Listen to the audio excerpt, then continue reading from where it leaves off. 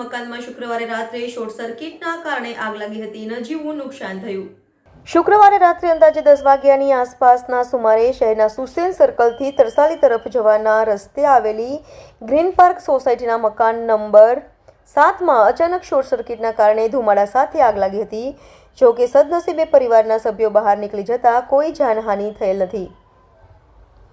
કોઈને ઈજા પણ થઈ નથી. બનાવની જાણ થતાં ફાયર બ્રિગેડની ટીમે ઘટના સ્થળે પહોંચી વીજ કંપનીની ટીમ સાથે રહી આગ પર કાબૂ મેળવ્યો હતો. બનાવને પગલે પોલીસ પણ દોડી આવી હતી અને આગમાં ઘરનું વાયરિંગ તથા તેની આસપાસની ચીજને નુકસાન થયું હતું. જો કે સદનસીબે કોઈ મોટું નુકસાન થવા પામ્યું નથી. Green park society Susen Tarsali road પર આવેલી છે. રસ્તા પર ની સોસાયટી છે અને જે મકાન રસ્તા પર છે 7 નંબરનું મકાન છે એમાં આગ લાગી છે. આગ કયા કારણસર લાગેલી છે અમને ખબર નથી. હજી એની તપાસ થશે પછી ખબર પડશે. સાહેબ આપણી કાર્યવાહી કઈ રીતની હતી?